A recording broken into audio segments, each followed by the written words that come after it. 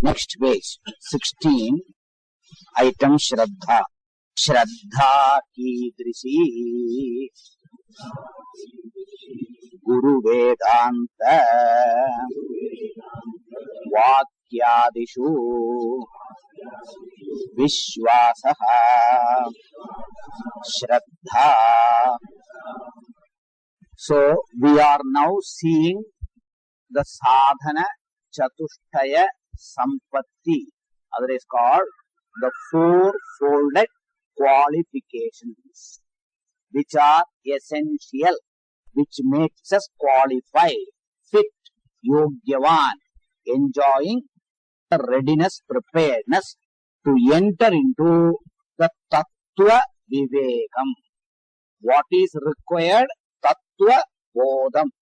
In order to get Tattva Bodham, we are to particularly enter into Tattva Vivekam. Into Tattva Vivekam, we need certain qualification called a prepared mind and intellect. Everyone enjoys mind and intellect.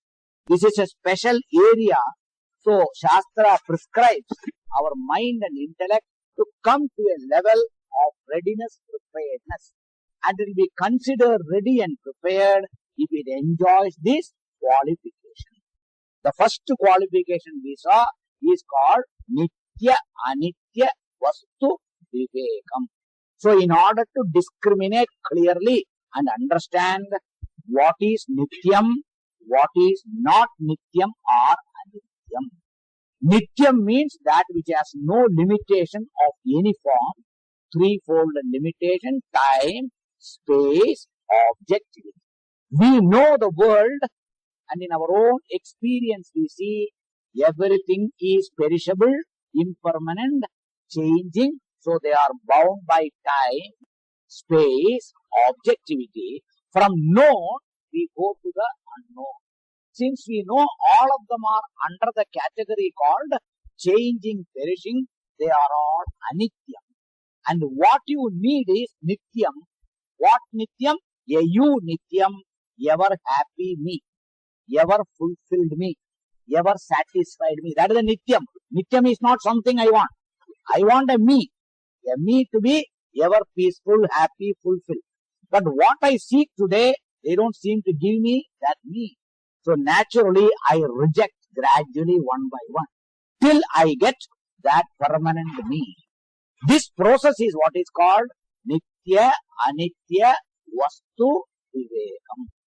If at all you enjoy that, the same mind and intellect will start rejecting things, knowing that it is not going to give me. That condition is what we saw as Vairagyam. Vairagyam is not a revulsion. Vairagyam is not something an aversion, nor it is something a thing called Nirasha. It's not Vairagyam. Vairagyam is a positive, objective way of looking at life, intelligently. Whenever a thing doesn't serve my purpose, I say I don't want. Similarly, in the life also, everything we should know. As long as it doesn't serve my purpose, I don't want it. So my mind rejects it. So that way the mind withdrawing from all this, our maximum pursuit that is there in life, that state of the mind and intellect is what is called Vairagyavan, mind and intellect, called matured or Pakvam. Then we saw, or we are in the process of seeing the six-folded wealth. Sampatti means wealth. In the world we want to buy materials, we want this wealth called money. Here what we want, we need a wealth. And this wealth is called another condition of our inner equipments and outer equipments, predominantly mind and intellect. It is another condition required, that's why it is called wealth, negotiable instrument for this purpose, nothing else. It is not something tangible, but it is again is a great wealth to be acquired. It has to be accomplished. How you earn money, how you earn wealth, by what? By effort. So why they put it as wealth here is, it has to be accomplished by putting forth lot of effort. Prayatnam. Prayatnam is required. So the first one we saw is called Shama. Shama is what? Managing the mind. Mind management means what? Mind is not overpowered, overwhelmed, or become a slave to emotional conditions. Emotions are good, that is natural wherever mind is. But it should not become something uncontrollable. And when emotion becomes too much, our mind becomes the victim, that mind becomes useless. It cannot accomplish anything. So I don't allow the mind to be overpowered by that which is called emotions or other types of excessive, unwanted values that we give, which generally we call fanciful outlook towards things. A fanciful outlook, an excessive value given. All these things are not done by the mind. A mind that way managed well is what is called master of the mind. You are the master of your mind. Mind doesn't take you for a ride, but I use my mind. I engage my mind wherever I want. At present, I don't have the freedom. Mind doesn't cooperate with me. Mind says, I will not do. That is our condition. So we are slaves to the mind, but we become the master of the mind. And gaining that is what is called shama. Shama. Tending shama, till you get shama, at least enjoy dhamma. Wherever dhamma comes, I told you, it is always a last minute action. Example, I gave you sudden brake application. In a car or a scooter when you are driving, a good driver is one always sees what is happening ahead and controls the vehicle well in advance. But if you are suddenly, particularly preoccupied, you see suddenly something, you have to sudden brake, you have to apply, change the or turn the vehicle suddenly. There could be accidents, there could be anything, but at least save the life. What is desired is always in advance, see everything and do. But at least last minute, at least save. So if you lose and if you don't have shama, pending shama, at least practice dhamma. What is needed is shama. And again, dhamma is at the external level, not at the internal level. Shama is internal, dhamma is external. Like closing the eyes, closing the mouth, by force, not talking. These are all called dhamma. I won't say. Even somebody prompts you, say. No, I won't say. That's all called dhamma. Or even mind says, say. But I know if I say there will be problems, so I don't say. So these are all called dhamma. So dhamma is not good. Dhamma will look like suppression. But it is not suppression because there also I know why I am doing that. But what is required is again we say shama. If there is shama, what you get it? Lot of effectiveness in your life. Wherever shama is there, you will be very effective. You will be very productive. You will be more efficient. These are all what you get by shama, means a mind ever alert and efficient to do what is to be done. That mind is what is called mind enjoying shama. It's a very important thing required. Then afterwards we saw uparama. Uparama, here it is said as swadharma anusthana. Till you come to the final level, it is what is called uparama. Because if we go against dharma, what will be there is conflict in the mind. A guilty mind is always a restless mind, a worried mind. We don't want that. We want a peaceful mind. If you follow dharma, do what is to be done, don't do what should not be done, your mind will always feel peaceful. So to get that, Shastra initially emphasizes uparama means what is called as swadharma anushtanam. What is swadharma and all we will see more in Gita. We will come to that at that time, we will see. Otherwise, uparama in the end is called our mind, intellect and sense organs, everything finally coming and resting without any preoccupation with either say Bhagavan or with Atma is final uparama. But initial stages, it is called as particularly swadharma anushtanam. The initial stage. Next we saw titiksha. Titiksha means I told you it is a happy acceptance. Happy acceptance of situations over which you have no control. Titiksha is not putting yourself to sufferings in life. No, not at all. Titiksha is a capacity to live in a situation which you find is difficult but you have no control over it. So I accept that situation. Happy accept. And titiksha itself later becomes another terminology if you call That itself is called Chama, forbearance, forgiving. Everything is called Tiksha. When are you supposed to do? When you find a condition is beyond, you have to forgive, forbear, everything you have to do. So this is what is called Titiksha. It is not so easy, but it all comes out of certain maturity only. So understand and enjoy. In our Shastra, Bhagavan is going to tell what is necessary is Titiksha, called acceptance. I will use the word acceptance, called happily living in a situation over which we have no control. Other way we can live is called grumbling, murmuring, complaining all the time. We have got freedom.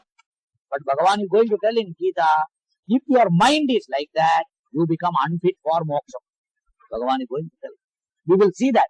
But here itself we introduce, same words will come there. So that's why it is called Sahishnutvam. Generally it will be translated enduring capacity. In enduring there is a force or something. Unwillingness. It is not that being taught. It is out of understanding I happily live, peacefully live. I accept it. Accept the situation because I have no control. I cannot change. What can be changed, better change. That's why what cannot be cured, endure it, they will say. What cannot be cured, accept it. Some diseases, doctor says, cannot be cured. What have to do? Accept. What else can? That else. Not enduring. Accept it. It will be like that only. When doctors say nothing can be done, so they say just to keep it going and things less to the extent possible, keep on taking some goli. That's all. You have to accept it because it cannot be done anything else. So these things are what is called as particularly Titiksha. This all gives what? By all these things, what you will have is a mind. What type of mind? A serene mind, a peaceful mind, which is the most requisite thing required here. That's why all these things are said. What we need is a type of a mind, which is something not ordinary mind. A super mind is required for this purpose. That's why in the world, nobody tells you all these things. You study so many things, you go so many places, nobody tells all these things. When you come to this study, why you say all these things? Because we need a mind something super particularly, super sharp. Like that the mind is required here. So our Shastra says, Sukshmam, Ati Sukshmam mind is required. So you have to convert that. It's called sharp intellect. Sharp, very sharp you require here. So that is why Shastra says it is the method of sharpening. The sharpening all our senses, everything is the method that is all this particular thing. Why? You will see the subject is very subtle subject. It is not a gross subject. In the gross subject itself there are subtle. It is subtler than subtler. The subtlest thing is this. We will come to that. And that condition being there, that is why Shastra says, prepare a mind. Anything sharp, subtle means you want as so many sophisticated equipment. Like that here also we require a sophisticated mind and intellect. And to accomplish that only Shastra prescribes, because straightforward you cannot be. By effort it can be converted. You can accomplish. So Shastra tells you better enjoy practice. Now we go to the next one, the fifth item. That is called Sraddha. So that's why we saw Sraddha Kidrishi. What is the nature of Sraddha? What should be the nature of Sraddha? Or what is meant by Sraddha? It is a very popular terminology. Sraddha, everybody knows. And itself is called one way faith. Other is called Vishwasa. Another way translated belief. Faith or belief in English. In our other word Sanskrit is called Vishwasa. In Maharashtra you always say Vishwas Basatnai. That's what you say. Understand it, sir. So this Vishwasa is what is there. Today only read in the paper, is it or not? Andha Shraddha Nirmulan. Another going on. So all popular words. So Shraddha is not anything new. Everybody knows Shraddha. Andha Shraddha means blind faith. Anyway, that word blind and andha is a misnomer there. Why?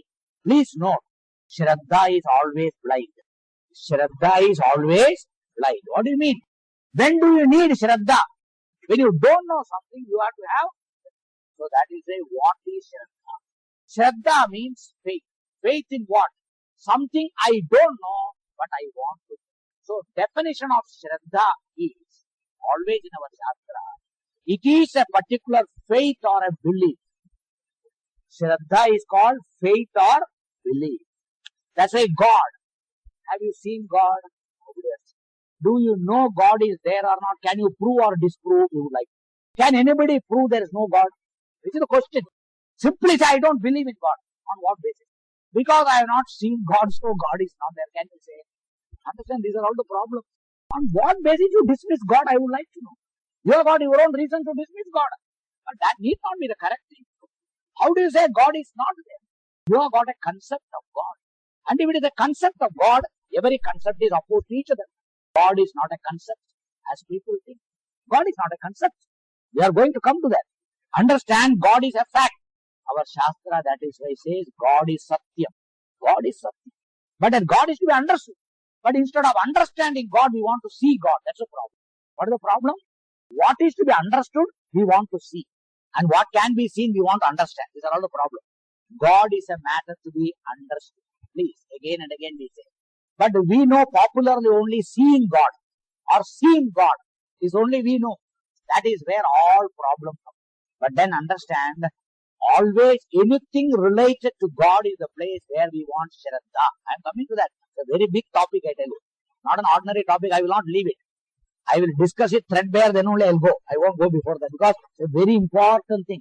Very important thing, Shraddha. As a matter of fact, you will see our entire life is all the time it is revolving in Sraddha only. Our life is going in Sraddha all the time. Sraddha, I tell you. Everything is Sraddha only. But not understanding, people think Sraddha is something which is something that which has got no intelligence or something. That's what people are talking. But they are not inquiring. So we give a definition for Sraddha. Sraddha is a faith or belief. And again it is a judgment. What is Sraddha? A judgment. Pending, particularly knowledge, before knowledge. Sraddha, belief, is a judgment before knowledge or understanding. And what is, and therefore, particularly subject to correction on verification. It is not lifetime Sraddha, understand itself. It is pending understanding, pending knowledge. So there is always scope and room for correction on verification. Otherwise, another definition for Sraddha faith is, belief is that about what I don't know. Belief or faith is something about which I don't know. But because of my faith or belief, I come to know what I don't know. Understand?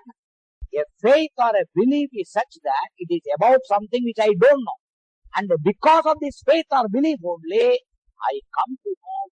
And because of this faith or belief only, I come to know what I don't.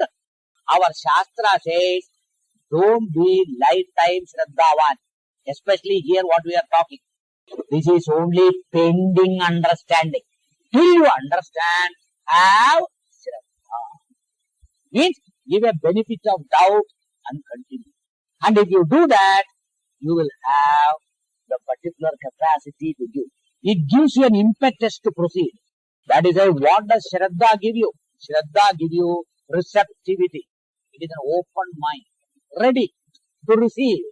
Wherever Sraddha is there, there is an openness to receive. A Shraddhavan mind is like a tape recorder. Where Shraddha is not there, it is a closed. You put a pause in that. There is a pause button. Put it, it doesn't receive anything. They have press record button, but put a pause also. That pause is called no Shraddha. Then not, it is a closed mind. Nothing goes inside. Everything goes and comes back. So wherever Shraddha is there, the knowledge is penetrating. So when Shraddha should be there, especially in study of our scriptures called Vedas or Vedanta, our Shastra says, when you are studying, you should have this Shraddha called openness, because it is a method through Shravanam. In the Vedas first portion I told you, they don't give you any explanation. It is just like children going to nursery and KG and all. Do they give them meaning? Do they teach them spelling? Nothing. What do they teach them? Lot of English, no? They all speak English, they say so many things, but they don't know spelling, they don't know meaning, but they all talk so much, and we all accept, everything we accept. Like that is our Karma Kanda, first portion of Veda. In all those particular places, our Shastra says, you need not know meaning, you need not know anything, but you say. Vedas are to be chanted, mantras are to be said, just to do Nama Japa, just to do Puja. You get like a kindergarten child gets 100 marks, you get 100 marks. That is called Punyam, you get Phalam, you get. You need not know anything. But what is required? With Sraddha, do what is to be done. Who decides that? Who decides? A nursery child need not know spelling. Who decided? Your school education decided. That's all. They are the deciding authority. So our scriptures and our people have decided, it is said there, we need not know anything, I tell you. We need not know meaning, we need not know anything in that area. But what is important is to be done what is to be done. Do it. If it is just chanting stotras, say. If it is taking namas, do. If it is doing namaskara, do. If it is puja, better do. You need not know ABCD. That is even proxy puja can be done, I tell you. That's why Shastri can do puja for you. With your name taking Sankalpa, Shastri does, you get the phalam. And that phalam you will get only when you give dakshina. That fellow prasaswana and bosa. This is our method, our Shastra accepts it, it goes on. Upanishad says, if you don't give dakshina, you don't get phalam. So dakshina has to be given. That is what is necessary. Why it is? That is the Shastra. So when it comes to all these areas, there is Sraddha. There are two types of Sraddha. There are something which is lifetime Sraddha. Throughout your life you will have Sraddha only. I will start first thing in our life. With reference to each one of us. Who is our father? Every one of us. Can anybody prove who is our father? We have to believe what our mother says. Is it or not, please? Who is our father? We have to believe our mother. Who else can say that? Anybody else? Nobody. The mother said, this is your father, you have to accept. It is a lifetime Shraddha. It is a lifetime Shraddha. Understand it, sir? There is nothing else. Total Shraddha only in this one area. Then we say, there is a Vaikuntha, Kailasa, there is particularly Brahmaloka, Swargaloka, there is Indra, Varuna, Vayu, Agni. So many people are sitting there. It is a lifetime Shraddha. You have to have faith and faith alone because you cannot verify. Can you verify? I told you. Can you go to Swargam and come back? Verified, certified. And if at all you bring a certificate, who will accept it? That's another question. Who bring a certificate? This is given by Swargam. Indra, signed. In Sanskrit you bring. But they will not accept it. So that again is a faith, you know. If two people go also, that's why I told you, even between Brahmaji and Vishnu there was problem. That is the Shiva Purana. When Brahmaji and Vishnu started fighting, who is superior? They say like that, there was a story. Brahma and Vishnu wanted to prove who is superior. And a big fight started. And between them arguments and this thing, that thing, nobody could interfere. And equal status is only Shiva is available. Then all the devas, when two top people are fighting, we don't know what to do. Now you only have to do something. At that time only it is said there, Lord Shiva assumed the form of the Jyoti. The big Jyoti he came. And this Jyoti appeared in front of them. And suddenly this Jyoti appeared. These two people did not know what is this. Then they decided. Whoever finds the beginning or the end of it, that fellow superior. This is how they decided between them. So Brahma said, I will go to the top. Vishnu said, okay, I'll go to the down. These two people started going. That's what they will story they will say. Brahmaji took the form of a Hamsa and Vishnu took the form of a tortoise. These two people started, when one down, went up. Vishnu was very truthful, came and said, I could not find. I don't know which is the end of it. You can't find the end. It is endless. Going on and on, I don't know. Came away. Brahmaji went up and told a lie. And brought a witness also I have seen. Somebody, he brought a witness, I have seen. And tried to prove that I am someone greater than Vishnu. But then at that time only Lord Shiva appeared and said, this fellow is telling a lie. That is why they say, Brahmaji had 4 heads. Shiva clipped that head which told the lie. That's why he became 3 heads afterwards. It's all Purana. It's also you have to believe only. Who saw it? Vyasacharya has written and kept, so we accept it. That's all, nothing else. So like that, what Brahma and Vishnu said also has to be accepted only. What is the basis on it? Like that, even with Bhagavan, there is only faith and faith and faith in many areas. So all that about things, everything is a matter for faith. That there is punyam, there is papam. After death, you will go to Naraka or Sraddha. Everything is a matter for faith. You can neither prove nor disprove. That is why a believer also is a believer. A non-believer is equally believer. Except you have put another particularly one prefix. Is it or not? I am a believer. You are not a knower. You are a non-believer only. What we are better, sir? Calling the kettle black. That's all, nothing else. At least I am positive believer. You are non-believer. Because I believe I get something. You don't believe, you don't get anything. So who is better? A believer is anytime better than a non-believer. Even in foreign country, they are talking about faith healing and all. When you have got problem and you want to cure a disease, okay, faith healing also you will go. This is how the whole thing is. Hence, there are certain things which are lifetime for Sraddha, faith only. But our faith is not 100% blind. Why? For all that we say, we base our statements on something. Now, I will ask you many things for faith, I tell you. Though certain things are opposed to what we understand, still we continue to say it is right. What is that? Simple thing will ask you about sunrise and sunset. Do you see sunrise and sunset or not? We are always seeing sunrise and sunset. But now we are all people, very scientific people. What has science told us? Is there a sunrise? The sunrise, the sunset, but then have you gone and what is happening now? Sun is rising and setting. But what science says is there is no sunrise and sunset. But we believe that. Have you been verified? Have you verified? So you are believer or not? Or what is it? No, Swamiji, science tells. You are read only. So you have got a faith in what a scientist said long time back. That's all. If you can hold on to all these things, why not hold on to what our rishis say? Why not? Why not we say that? So we must know, we are not all that knowing people.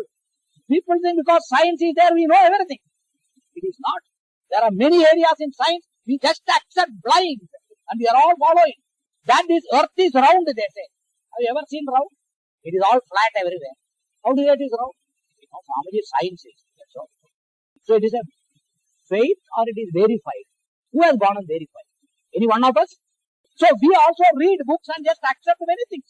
I am not trying to say that you should have only particularly faith, but we are all doing many things by faith. We are all doing many things by faith. Faith is a very good thing in life. Even before going for any research, I tell you, you should have faith that my research will produce result. You have to have faith. Otherwise, you cannot enter into that. What gives you that particularly, which is called some force to do, is called faith only. Nothing else. Even when you dig for water, to put a bore well, you should have what? Faith, there will be water there. If you have no faith, you will never start digging, I tell you. Have you seen water before digging? I have seen water, so I am digging. No.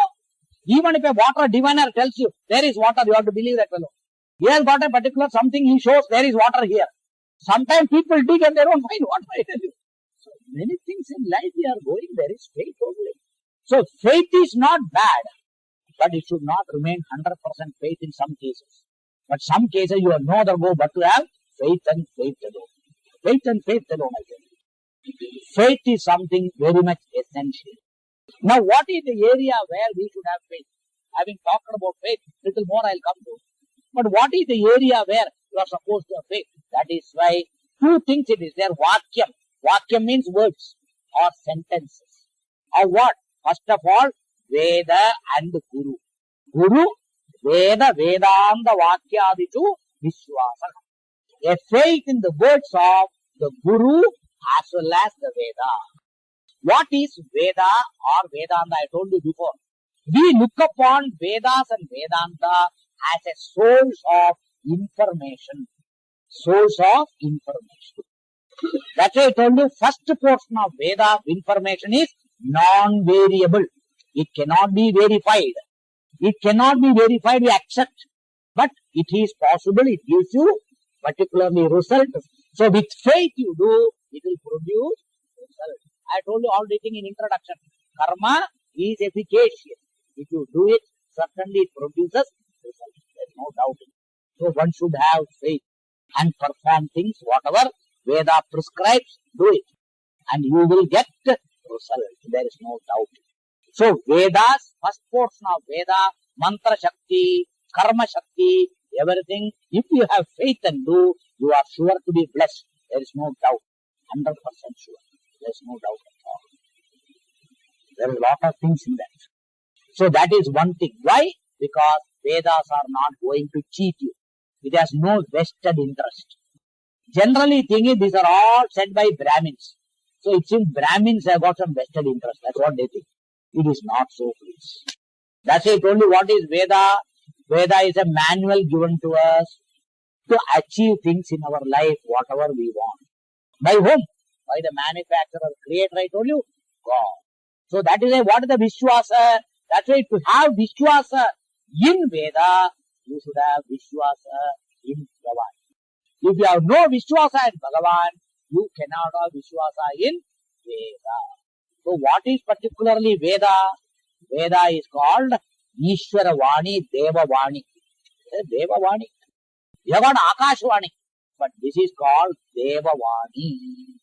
That is why Veda Vakyam means Ishvara Vakyam. Bhagavan's words are Vedas. So we accept that. And Bhagavan cannot be cheating us. Bhagavan has got nothing to that. That's why Bhagavan is called Satya Santaha, Satya Kamaha. That is why Bhagavan is the truth. Bhagavan's words cannot be false. Bhagavan cannot cheat us. Why should he cheat? So for our own benefit and for our welfare, these things have been given to us. So if we have faith and we follow, we are sure to get benefit out of that. There is no doubt in this. So similarly, Vedanta, when we come, we are told in the beginning, Vedanta should be used as, what is the faith? That it is a pramanam. Pramanam means what? It is going to help me to know what I don't. I say how it is, like even your eyes. Do you ever doubt what your eyes report to you? Anything your eyes you see, do you doubt it? Do you go and ask somebody, yesterday I saw, is it correct? You are already taken for granted. What I see is sure correct only, no doubt. सर्वे भवन्तु सुखिनः सर्वे सन्तु निरामयाः सर्वे भद्राणि पश्यन्तु मा कश्चित् दुःखभाग् भवेत् ॐ शान्तिः शान्तिः शान्तिः